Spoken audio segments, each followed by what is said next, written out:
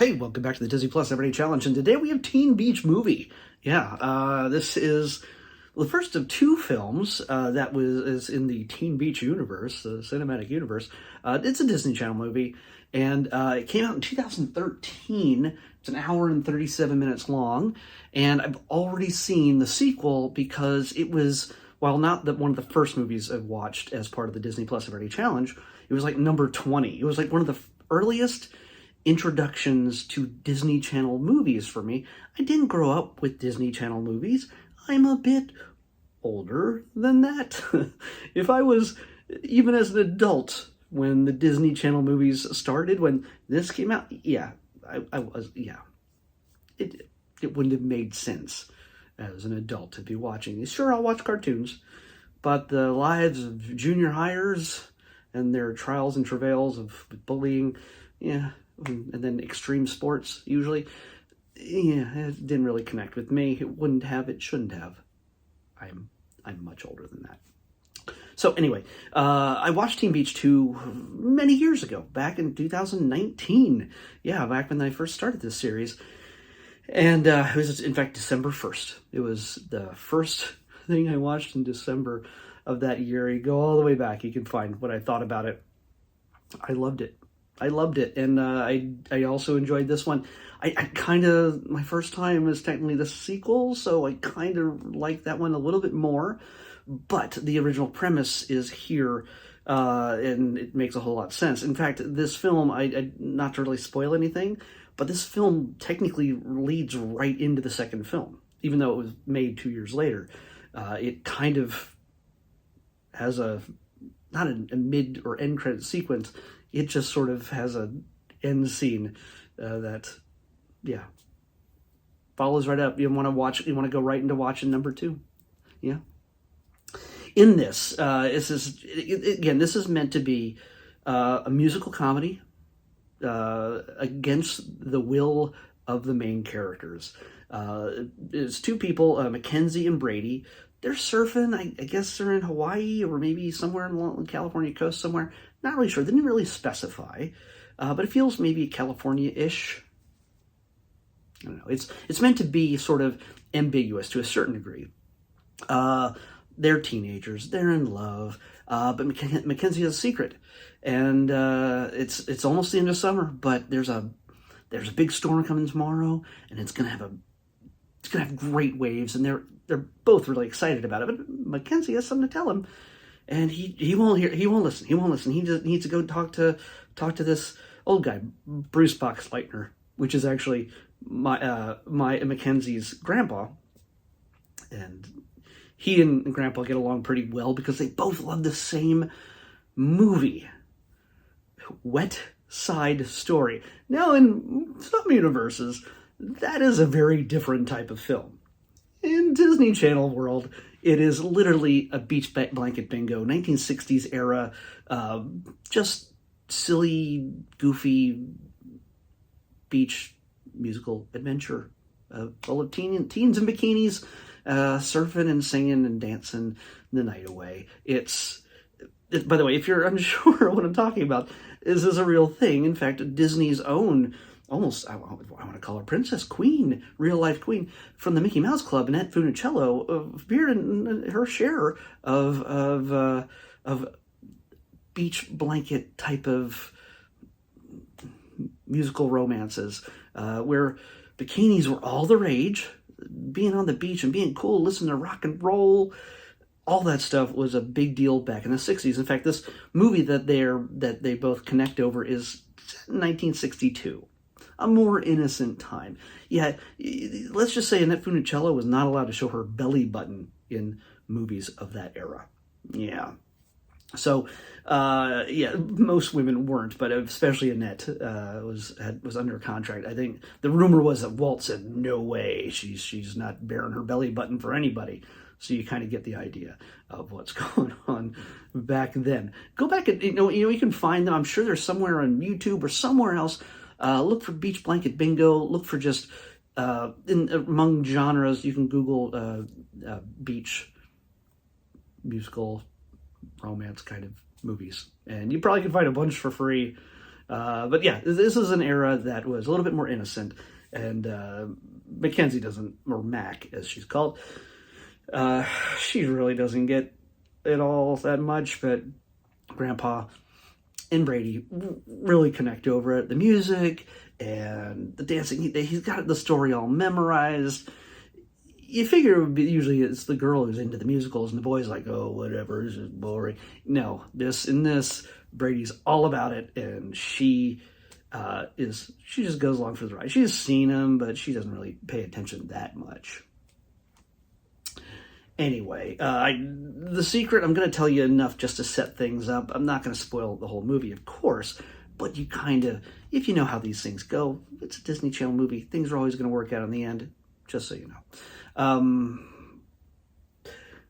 Mackenzie's aunt shows up and says, hey, get ready to go, we're leaving tomorrow.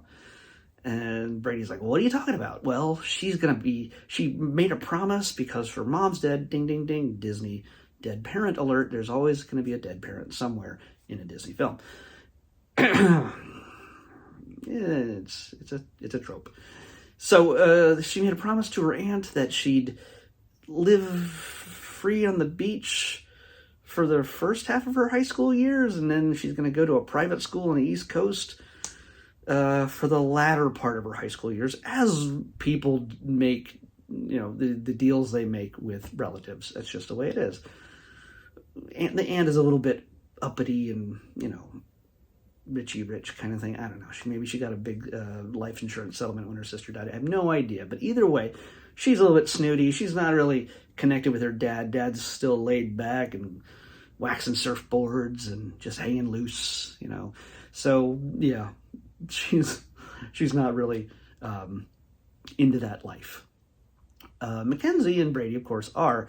And things blow up between the two young lovers when this secret is revealed, and it's going to be over for them. What's going to happen?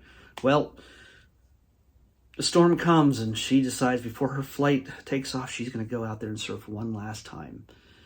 And she's not the only one. There's others who realize, yeah, this is going to make some big waves, and of course, the surf gets a little bit too choppy. It gets a little bit too wild, so much so that Brady has to go out there and save her, rescue her, even though she can handle it herself. But something magical happens in the storm. When it's gone, as the waves crash down upon them, when they surface, the storm is gone. And suddenly they come to the shore and they notice everybody's dancing and singing and everything else. It's 1962. They've fallen into this beach party, Wet Side Story movie, and it's something. It's not just any random beach in 1962. It's a storyline that Brady is very familiar with, and soon enough they figure out what they need to do in order to get home, if they can at all. Can they bring the two rival factions of the biker gang and the surfers together? They were always warring, dance warring, sing warring. I don't know, at the fish and chips shop down on the beach, where they all hang out, but they all hate each other as they hang out, but they only resolve things in dancing and singing. Yeah, you know how they do. It's the 60s. That's how we've solved all things until Vietnam. Yeah, that didn't work out better. But still, dancing and singing is what we did until we decided to go to Vietnam.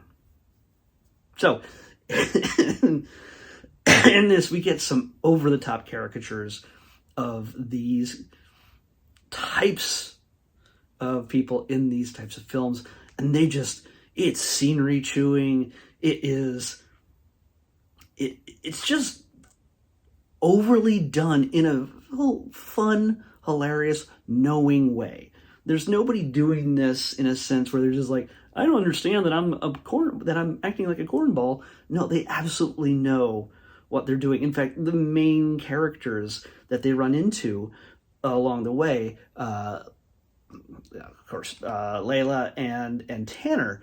Tanner, from my experience of watching the sequel, Tanner's one of my favorite characters only because he's so dumb.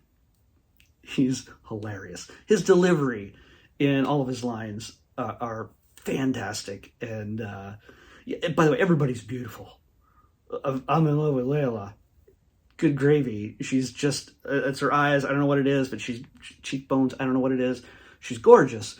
But Layla and Tanner are the ones who are meant to get together until Brady and Mackenzie show up to mess things up. And what can they do to get these lovers together from two different worlds? Well, that's the whole premise of the movie. That's the whole premise of the movie within the movie. And yeah. But of course, along the way, they get caught up against their will into singing and dancing. and so yeah, there's moments where they're fighting against the urge to sing, and it's pretty fantastic. It's a little meta. It's all right. It's kind of great. So they realize where they are. They realize what's going on, and they sometimes they fight it, and sometimes they got to go along with it in order to get the job done. And that's the fun of the movie. That's just the absolute fun of the movie. If you don't understand the context, if you weren't alive back then, or if you've never seen that type of movie back then, maybe it'll be lost on you. The idea of the girls, these are adult women playing teenagers. These teenagers having the same sleepover every night, but they're part of a biker gang, and the boys just hanging out at the club talking about girls shooting pool and in the most wholesome way possible. Yeah, it didn't reflect reality, but yeah, it's just silly, goofy, fun, and I love it. So yeah, I'm gonna highly recommend this. I'm gonna highly recommend Teen Beach Movie. I just realized when I was looking at this that the second movie is just called Teen Beach 2. I don't know, but I don't know why I've been saying Teen Beach Movie 2, or maybe I have been saying Teen Beach 2. I have no idea. Either way, if you're gonna watch one, watch the other. Because just a little bit of a hint, while our heroes, Mackenzie and Brady, head back into time to this strange world, fish out of water story, what do you think they're going to do for the sequel? If they return to their proper time and place, what are they going to do? And by the way, along the way, they learn a little bit about themselves and what they want. And when they're tempted by others that are just as beautiful as them, well, are they going to still fight for each other, even though they've kind of broken up? What's going to happen? Well, going back to the whole premise of the film, while they go back in time to this beach bingo, blanket bingo era movie, what are you going to do for a sequel? Well, you flip it. Teen Beach 2 takes our characters from this 1960s era that probably never really existed and bring them into the modern day. And what's one of the first faces they get to see? Other than a mohawked punk on the beach? Yeah, they see Justin Bieber's face, and they're horrified. So yeah, so it's a good time. I highly recommend this, and yeah, I know some of you are going to be a little bit cynical, a little bit like, oh, come on, this can't be good, and maybe you won't like it. It's just me. I like the fact that they lean into the joke, they lean into the comedy for all of this, and just the absurdity. They take every opportunity when there's a dumb joke to be made. Yeah, they do it. And oh yeah, sure, there's a little bit of lessons. Of course, Mackenzie's a little bit more progressive than these girls who are pretty much just making themselves up to be pretty for the boys, and the boys have their own philosophy about girls. Mackenzie's the one who kind of goes against the grain. Brady's kind of in with it because he loves the movie and he loves being part of this. Mackenzie's like, you don't have to do things just for the boys' approval, and that throws everything into a tizzy. Something that I imagine, well, not that I imagine, that I know they might follow up with in the sequel. So anyway, yeah, I spoiled enough of it, but yeah, I highly recommend Teen Beach Movie. It's something I never thought I'd ever say when I first started this whole series, and I didn't think I'd say it back in Teen Beach too, but holy cow, it's fun. It's fun. And that's all you can really ask. It's the kind of thing you can, if you wanted to. If you didn't really want to watch it, I like time travel movies, so I pay attention. But if you just feel like just putting something on in the background while you're cleaning, this is one of those great movies that every once in a while there's little bursts of humor, great lines, and some music that you can just dance along with as you're vacuuming. Yeah, have fun. So anyway, let's pick tomorrow's episode. 372, almost at the very end of the list. Staying in the... Okay, I don't know what this is. This is a movie. This seems a little bit more serious than anything else, and I don't know if it's... I don't know what it is. But it's here. 372 is When Frank Met Carlitos. Not going to say anything else. Not going to say anything else because I'll be wrong. Whatever it is, I'm sure I'm wrong. When Frank Met Carlitos is what we're watching next on the Disney Plus Everyday Challenge. I'll see you back here tomorrow with that. Bye.